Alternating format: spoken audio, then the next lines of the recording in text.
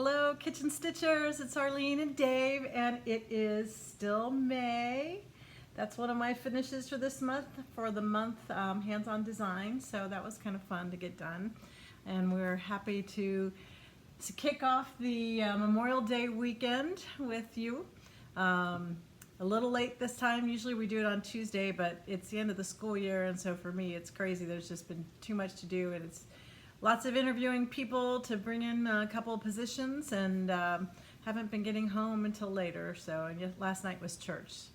So it's Friday and it's the long weekend and we're happy. Yay. And we're doing this before we do dinner. So it's you and then dinner. And since it's the end of the school year, David's a bus driver and I had to share this. He brought this home. This is always so fun when kiddos do this. So it says, bus drivers rule, and it still says bus drivers rule. And then when you open it up, it's a big thank you, and the little bus goes vroom vroom for driving him. You know, he gets little gifts sometimes. He comes home with chocolates or whatever, but it's the cards that they take the extra time to say thank you and what a great bus driver he is that makes such a big difference. The pictures are the best. You know, the pictures are the best. So he's super bus driver. Oh. Well, I haven't hit anything this year. So anyway, he is going to tell you about Potatoes Anna, right? Mm-hmm. That was what he partnered with the chicken chasseur that he cooked me way back when, and this is really good. So you want to go ahead? Okay. Right. I have to put my eyeballs on, and I had to dig up my prep sheet from school because this is a little more involved. I'm going to show it so you see some of the ingredients on here. You can start talking about it while it's there. So this has got a lot of preparation, as you can see. There's not a lot of ingredients. It's basically potatoes, butter, salt, and white pepper. This is basically it's more of an appetizer than it is part of a meal. Somebody might say it's part of a meal. And I'll tell you how it ends up after I tell you how to make it. You're going to use however many potatoes you want to consume as a appetizer or as adding it to a meal per person. So it's a potato dish, but I didn't see it as an appetizer. We had it as part of our meal. We made it in school as an appetizer, but you can do either one. What's going to happen is you take your potatoes, just plain old ordinary Idaho potatoes, cut the eyes out of them if they have any, peel them, try to make them fairly uniform size and keep them fairly round. Okay, I have a question. Do they have Idaho potatoes in Portugal? I have no idea. Okay, so if you don't have Idaho potatoes, and where was Verpy? Netherlands, those are just big white, like baking potatoes. Right. You want to use a potato that's got a fairly low sugar content. So you really wouldn't want to use like red potatoes or purple potatoes. Or sweet potatoes. Yeah, sweet potatoes that just really wouldn't work. Plus, I really don't like sweet potatoes anyway. Me neither. Okay, so you're going to peel them and make them look pretty. And after you make them fairly round and you've got them peeled, you're going to slice them to uniform thicknesses. And you want to try to get my hand in here so you can see. Not a 1/4 inch, but probably not an 1/8 of an inch, just maybe a little bit thicker. You made them really thin. So if they're too thin, your potatoes Anna is going to fall apart when it's done. Okay, so you've got all your potatoes sliced up. You're going to need a cast iron pan, and you're going to need some clarified butter. We talked last time about clarified butter. Clarified butter is just butter that's been boiled and all the solids have been removed, spooned out. Remember, save them for popcorn. And you're going to need salt. I use kosher salt for this. And white pepper. You want to use white pepper because it's not quite as strong. And if you put black pepper in this, it's not going to look pretty. And it makes him sneeze. It's very funny. It always makes me sneeze every time I use it. I can use black pepper all day long, but white pepper makes me sneeze. You're going to use a cast iron skillet. Make sure your skillet is fairly well seasoned. By that, it needs to be so that stuff doesn't stick to it. You're going to start laying your potato slices around the outside edge, and you're going to shingle them. So one on top of the other, all the way around, and then spiral that inwards to the center. So you place them like this around so they're slightly overlapping each other. Just- Mm-hmm. Okay, so you got your first layer down. You're going to take some of your clarified butter and pour over top of that layer. Sprinkle a little salt and a little pepper and do that over again. And you're going to keep doing that until you come up with a thickness of, you don't want to overtake the top of the pan, but a good inch to inch and a half thickness of potatoes will work. Now, did you put, so you put them all the way around, did you put them like right up against each other, or did you put them in? I don't remember. They're shingled. So, You know, a piece of potato and then a potato and then potato and potato. I know, like going around, but that was one circle, and there's the other next circle right on top of each other the same way? Yeah, spiral You it don't into leave- the center. Okay, And then over top of it, and then you start over again. so you're leaving some edges as you're moving in towards the center. They're overlapped. Okay, Everything overlaps. It has to overlap. If it doesn't overlap, it's going to fall apart. so all the potatoes have to touch. They have to overlap, not Yes. just touch, but overlap. Okay, got it. So you keep repeating this process until you've got all your potatoes in your pan, and on each layer you drizzle your clarified butter, and don't be bashful with the butter. Salt, Butter pepper. is yummy. Once you get everything in the pan, you're gonna put it on your stove and start heating the pan up and getting it to the point where you can hear it sizzle. There's going to be a lot of butter in the bottom of this pan, so when you start hearing it sizzle, that's a good thing. Now you're going to, now I got to look at my sheet, my cheat sheet. Where was it? You get your oven on bake for 450 degrees. After you've got your, That's also 230 degrees Celsius. for those of you who use Celsius, whatever that is. That's what people not in America use. Okay, so you got your oven on bake at 450 degrees. You're gonna cover your potatoes with a layer of foil. Now, if you have another cast iron skillet around the same size, here's a good use for it. Set it on top of the potatoes. So that the bottom part of it is So the weighted bottom in? part of it, it's pressing down on the potatoes. Would you have heated that first, or you just, doesn't matter? It doesn't matter. Okay. You can heat it up while you're getting your pan full of your potatoes heated up on the stove. You can heat the other skillet up either in the So oven. you put the foil and then the pan on top of the Yes. foil, okay. Pan on top of the foil.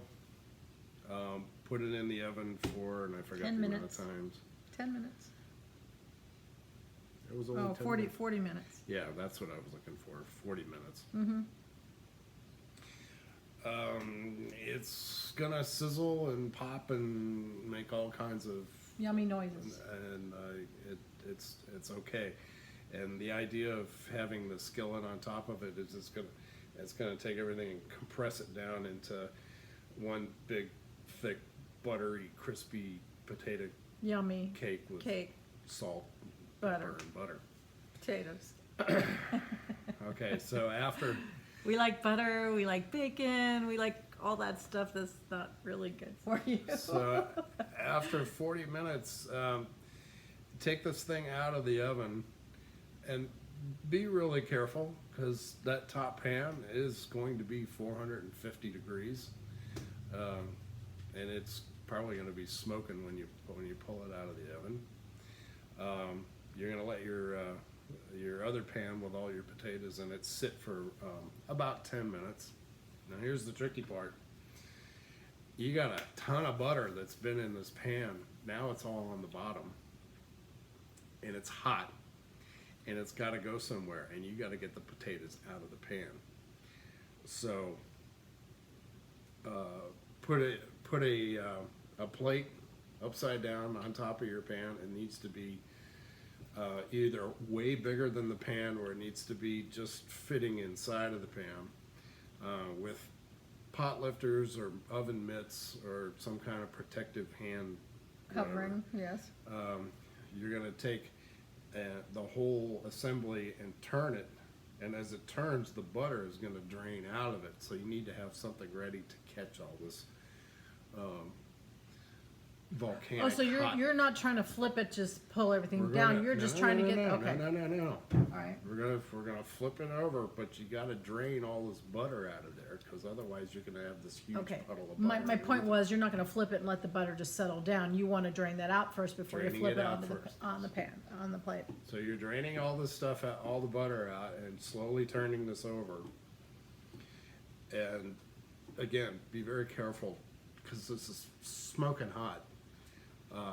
Set it down, get the pan off. Remember, you got foil underneath it. If everything goes to plan, when you it'll fall right out of the pan that it was cooking in, and it'll be a nice crispy brown on top. Let it sit for a little bit and cool off.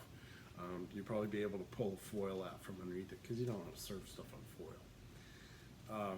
You wouldn't take another plate and flip it the other way, pull the foil off, and then flip it back? You want the brown stuff. You want Okay. the brown side on top to show. And then cut it like you're Like a pizza. like you're cutting a pizza or cutting a pie. Mm-hmm. It's really yummy. And it's it's really yummy, and it'll spoil your appetite for dinner. And but it's really good. It was one of it was really the hit of my first cooking class.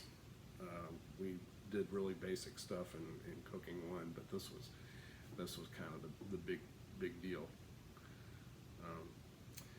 That's about it. Cool. All right. Since it's Memorial Day, what we usually do is we do cookouts. So we have a couple of cookouts this weekend, and brats and mets are big things, and you look terrible in Cincinnati. So we're going to do some of that. I have my high school girlfriends are getting together. Some of them are coming in from out of town, and one friend's mother is all alone now, so she is going to meet us up there, as well as my mom. So we're going to have fun tomorrow. I did some baking. You want to grab that pan so I can show them? I baked something called s'more bars. So those of you who aren't from America or United States, I'm sure you've heard of s'mores, where you do that at a campfire with a graham cracker and toasted marshmallows and Hershey's bar. So that's s'more bars. So basically, it's really easy. It's kind of like 7-layer bars if you've made those. It's really yummy. What I will do. There's no butter in here. Yeah, well, yes, there is. What I will do is I'll squish it around the outside so the marshmallow doesn't stick. But basically, you take a stick of butter and you melt it. If you're going to be bigger than the square pan, if you're going to go to a rectangle pan, you just double all this. So you take a stick of butter and melt it. Then take a cup of graham cracker crumbs. Sometimes use a little over it, just so that it soaks it all up and it's not too soggy. And I mix that all in the pan, and then I pat it down really heavy, or really tight, so it's tight against the bottom. And then I throw some milk chocolate chips on top of that. What I usually do then is press the milk chocolate chips down into the crust and stick it in the oven for about 5 to 10 minutes. So it bakes up before I put the rest of it on top. And then you just take little mini marshmallows, throw those on top, and then take another stick of butter and another cup of graham crackers. So you melt the butter, mix it with the graham crackers, and then crumble that over top, and then bake it for another 20 minutes, and that's at 350. So I don't know what the centigrade is for that, but that's the standard temperature for using baking and baking cookies and stuff like And that. I never get any of these because they always disappear off to some But special event. So he- I get the crumb at the I bottom. usually leave you of one the or pan. two. I usually leave you one or two. I get the corners that don't have anything on them. Well, he gets some tomorrow. Usually I'll make it up the day before, and then I'll cut them into little pieces that are about this big, just because it's really, really sweet. Usually people will do all that stuff in a cup of marshmallows and a couple of chocolate chips, but I just cover the bottom with chocolate chips, so you pretty much you can not see a lot of the crust underneath that, and then I cover the top with the marshmallows, and it's good. I had one of my daughter's girlfriends go to college and from high school, and she had to call me for the recipe because she loved it, which obviously was a huge compliment to me. So Memorial Day is when we celebrate our veterans and those who've gone before us and kept us safe. And so if you are a veteran or you are part of a family of veterans, we thank you for your service and your duty. My dad was a Navy man for 25 years, and David's dad was a Navy man. And we're very, very thankful for our veterans. So God bless Did you tell them. your friend in Argentina what a s'more is? Oh, we call them s'mores because once you eat them, you want some more. Usually they're made from, you take I did. Oh, you told them with the Uh-huh. marshmallow and the campfire? Yeah, yeah. Okay. Of course, I'm one of those who, it was Girl Scouts where I learned that, but I like to get the marshmallow burned. I like to eat the burned You do this marshmallow. with the marshmallow and it goes flying into the tent, catches the can on fire. No, Good. no. So anyway, that's that for recipes and cooking. I couldn't remember if I showed the Color and Cotton, the Fabric of the Month Club. So last time was Sea Breeze. There's I love those light blues, and that was 36 count, and this is 32 count hand dyed Lugana. I actually sent some white, I think it was even weave, off to Paula out of Lima, or out of Peru, Paula Lima out of Peru, Portugal. I'm sorry, I said the wrong thing. Portugal. But she had never done linen before, so I had to give her a way to start and some specialty floss. So I hope she got those and she's having fun. She doesn't have a local shop to get them, and so she's never really stitched on that. So I'm telling you, if you have not stitched on linen, you will love it. You need to try it. This is this month's from the Color and Cotton. So here, I think they call that ballerina, and this is, I think lemon. What do they call this? Lemon cake. I love the yellows. That doesn't show very well because of the glass, but I really, really do love the yellows. And I think I'm going to use this ballerina for the latest mouse. So there it is. Can you see that color? And then there's this looks a lot darker, but it's a kind of a pale pink. And I just love the hand-dyed look. Those are so much fun. So I walked into Keepsakes on Wednesday last week, and they had thought of me. I love this. I love that they thought of me. And when the latest Just Nan came in, so I think I'm going to stitch this one on the ballerina. Of course, that'll make her smaller, but because I think she does these on 32, yeah, and this is 40. I probably can't. Well, I'll have to find another plan. I've got another color that's similar to that. And this was a little square. I've not done one of their little squares, so we'll see what that looks like. I still have a spring mouse to put together, so from last year. And I was working on, well, you saw the May, so this was the May from Hands On Design. Oop, backwards, upside down, sorry. So there was May, and that was a lot of fun to stitch. And of course, super fast. And then this weekend, I started on the sneak peek. So this is one that we're giving away from last time. And so here is what the sneak peek looks like. So I'm on the last two squares. So I really like that outline. I have not stitched at the bottom where it says spring, because I'm not sure if I want to if I want to do that in the brown that it calls for, or if I want to do that in a different color. So I'm sorry, I was just trying to center myself. So there, I'm thinking about that. I might do it in the purple, but I do like the way that border looks. They have sneak peeks for winter and sneak peeks for Thanksgiving. So this was the border. So that was the chart for the border. And so I'm going to do that probably in a different color, I think. I'll see. After that, I'm excited to get started on the rest of the Americana Shadow box. She just finished this one, so I hope to get that soon. I think it says In God We Trust, or America the Beauty, something. I don't remember, but it's really nice. So I'm very excited about that. And in preparation for that, you notice how she's got the cording in the middle of around all of the edges there. So I bought myself a little quarter from Amazon. It was about 20 bucks, and so I'll have fun figuring that out when I get to finish things this summer. And I'm really excited. I've been very good about waiting for all of you for the continuous of the days. So today is the 24th, so I get to open to 24. So exciting. Here's day 11. I don't remember what day, oh no, wait, day 9. Day 9. So this was from the spring stitchy box. So much fun to get surprised. It's kind of like, I said this before, Christmas or Advent or whatever. And this says, Day 9, Mother of Pearl flowers. Mother of Pearl always suggests spring to me with its subtle shimmer. Ooh, those are pretty. So that's a green one. And then a little pink one. Isn't that pretty? Little coral. So pretty, so pretty. So that's 9. So this is day 10. Day 10. Yes, it does feel like Christmas. I really hate destroying these bags because they're so cute. So day 10 is Rosalind Swarovski pearls, pearl beads. They're light pink. And it says, these tiny pearls will look right at home on the neck of a stitched springtime lady or as the center of some stitched flowers. I'm really hoping there's a pattern that goes with all this. Day 11. Such a cute bag. Day 11.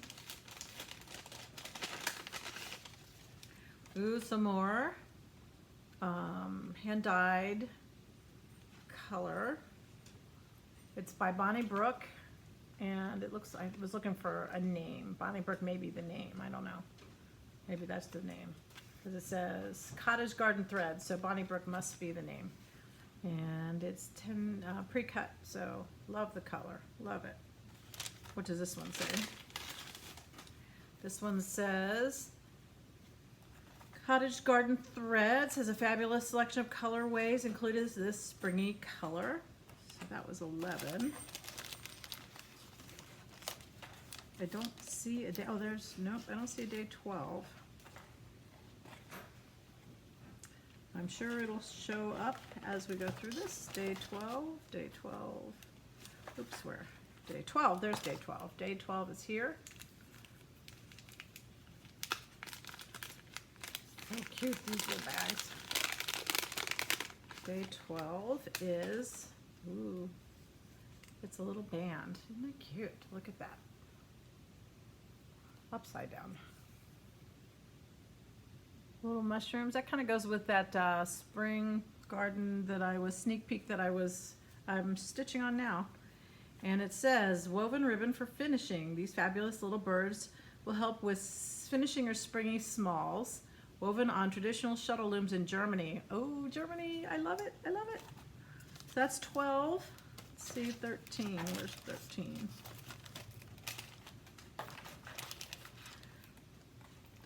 13. I thought I had these in order. I'm not finding 13. So we will jump on. There's 13. 13. More beads. Delica seed beads. Rainbow Morning Sky. Those are very pretty. Delicate beads, sea beads, shimmery beads, the color of a gorgeous spring morning sky. 13, and now 14. There's 19. Golly, why is this so hard? Okay, not seeing 14. There's 30, there's 29, there's 15, there's 17, and 16. So I'm not seeing a 14. That's all right. I'll find it later. If it's not here, I'll let them know. So 14 then to 15. So here's 15. This one's thick. Oh, I see 14. There was 14. It had come out for me. 14.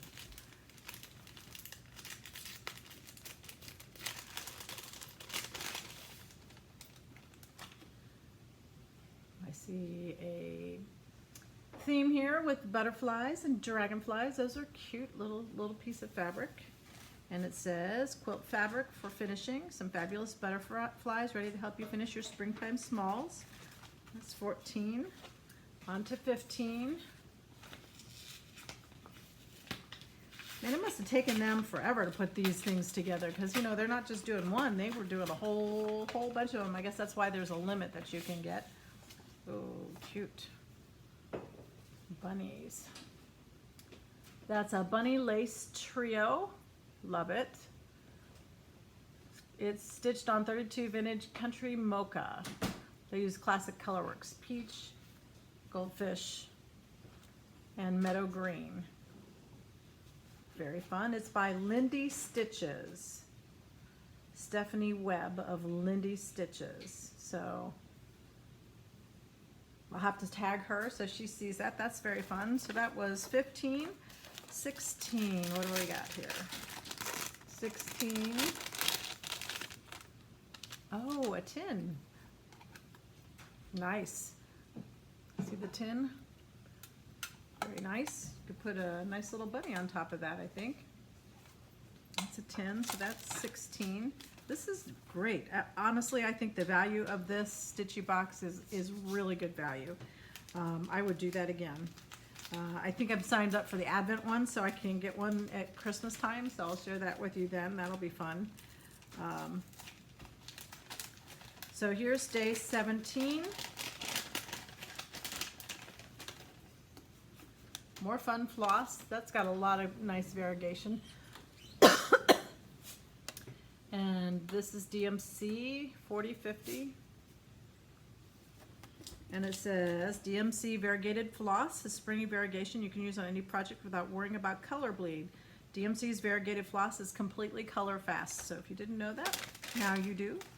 So that was 17. Looking for 18. There's 18. 18.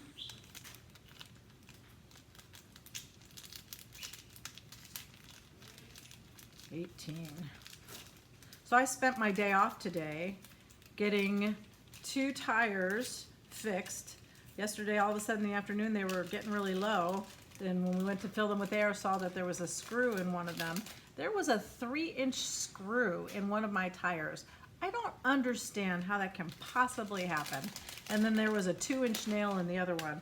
I have a magnet or something in my tires because it seems like I'm up there every couple of months getting my tires fixed from something. They said apparently when it's wet outside, that happens a lot. So they had already done 20 of them in the last day. It's been raining out here, but it's a pretty day today. So number 8 is Swarovski Cubist Focal. Look at that. Those look like emerald cuts almost. Yeah, easy for me to say. A pair of peridot crystals would make great additions to a scissors fob or fancy up a bit of cording. So nice. That was day 17. No, 18. That was 18. Although the on the inside it says day 8, but that was day 18. So we're looking for 19. 19. I know I saw 19 in here. Okay, here's 19. Day 19. Day 19. Oh, it's a beautiful little charm. 19 says, a Swarovski crystal flower Oh, I just saw the back of it. It looked metal. But there's the Swarovski crystal flower. That's really pretty. Fabulous little crystal flower to decorate your stitching or finishing. So I noticed that the sneak peek that I've been working on has embellishments in it. So there's like a little charm here and there's a little charm here. And then there's some buttons. And obviously buying this was done in 2011, I couldn't find the embellishments anywhere. I've asked Jen on D-Stash, I think she's D-Stash, to see if she knows if they're still accessible. So she's gonna look, but if they're not, this would be a good one to stick on there. It's hard to see, but that's really pretty. Okay, 19, who's that, 19? And we're looking for day 20. Here's day 20. This is great. I love this. This is like Christmas. I said that already, but it's a lot of fun. I highly recommend these. They also have silk floss boxes, which is kind of cool. These are rainbow clear seed beads by Matsuno. That was 20. Hint of rainbow to give your project some fabulous shimmer. 21.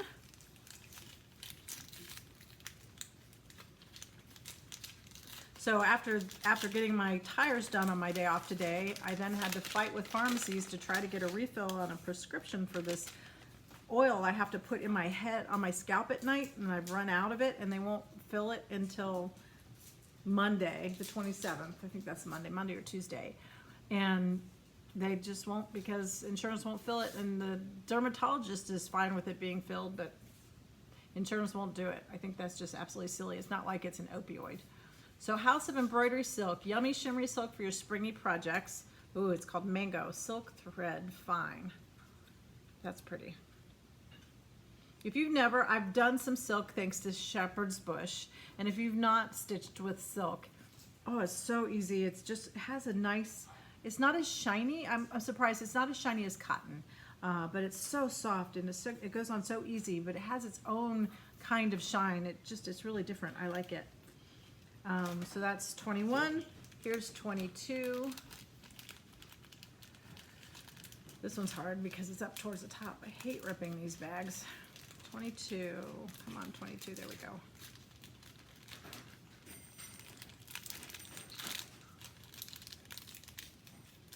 There we go. 22. Ooh, that's pretty. So this is a butterfly brooch pin, a springy base to add beads, or a long bit of stitching for a fabulous accessory. Well, that could be fun. Huh. I like that. So this is the pin. Nice. 23.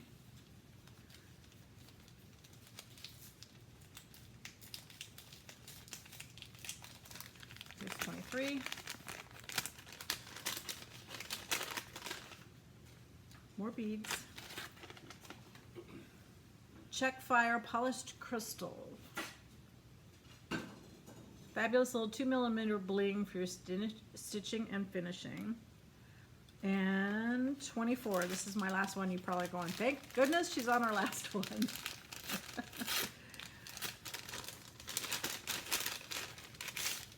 And it's a light green fabric. It is 28 count green sapphire linen, a nice pale grass green to serve as a base for your springy projects. Nice, like it. That's good. Again, if you've not stitched on linen, you really need to try. All right, so I'm gonna save the 25, 26, 27, 28, 29, and 30 for the next time that we're together. So yeah, I was fighting for my my prescription, and they just wouldn't fill it. I just can't even go into how frustrating that was. I had the prescription. They told me that I could get this stuff over the counter with this coupon from GoodRx, and I had that, and the lady said, well, you know, I can't give that to you without a prescription. I said, but you have my prescription.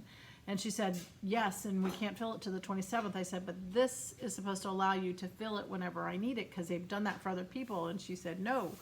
And on the prescription, it's usually $10, and the coupon was going to give it to me for $43. So I was willing to pay 4 times the cost of what it would normally cost. And so she finally found a coupon where she would sell it to me for $150. I said, thank you, no.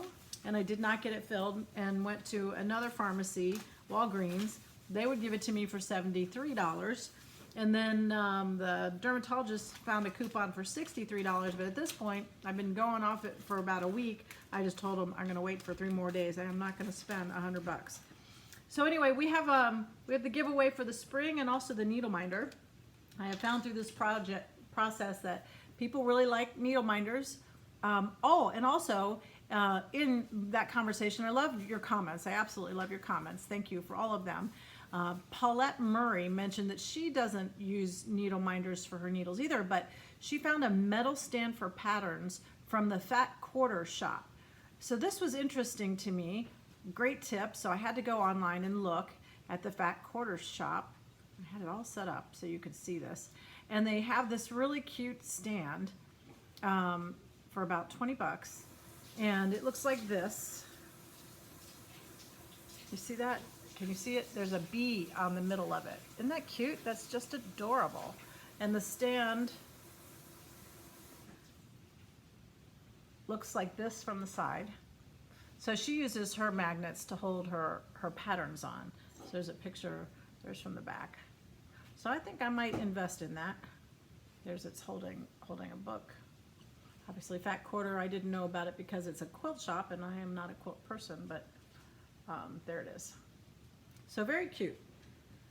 So that looks like a good tip, and I thank her for that, because I'm always wrestling with the pattern on the arm of my chair or on the table next to the chair where I sit and stitch. But we do have those giveaways. So David, we have a bunch of people who wanted the needle minder. There were 26 here, 25. So between 1 and 25. 17. Number 17. She's really lucky. She won before. Prudence Nzwicki. I think I said it right. And so she gets that. And then the spring pattern. 1 to 8. 3. Pat Matechek, M-A-T-E-J-C-E-K. So I'm sorry if I butchered your name. So you all need to send me an email at PKA, P's and Paul I, Q-U-E-A @gmail.com, and I will send you your stuff. So I do have a couple other things I want to give away. So this came in one of those boxes, and it comes with the thread, and it has the Ada fabric on the back. It's not my thing. So this one is a baby sampler, so you can tell me if you want that for baby. This one is like a wedding sampler. So again, it comes with the stuff on the back and the thread. So that's the wedding sampler. So just say wedding. This one is just celebrate. It's a sheep, so you can say sheep. There it is, sheep. Oh, guess I shouldn't, that had the pattern on it. Sorry. And this one, I'm going to show it quick. It's an owl. And it says Happy Hoot Day. It's very cute, bright colors. So those are the colors, the threads, and the fabric. So sheep, owl, these were free. So sheep, owl, wedding, and birth or baby. So let me know if you want those, and I'll be happy to send those out to you. Let's see if there's anything else I had over here. I think that's pretty much it. I know there was something else I wanted to say. I thank you for all of those. The last time we talked, it was Mother's Day, and there were some people who lost their mom on Mother's Day, and didn't have a mom on Mother's Day, and I understand that, and God bless you, because that's really hard. We've got Father's Day coming up. That's another hard one for those of us who are missing our dads. I'll have a story to share with you. We'll have time in June, probably right before Father's Day, to do another one, and then David and I are out and about. He leaves before I do to go visit, and anyway, we have a couple of weeks where we won't be able to share with you. So we'll do one in June and then two in July. And that's all we have. So thank you for your time with us, and we hope you have a wonderful Memorial Day weekend if you share that with friends and family, and we'll see you in July. Bye.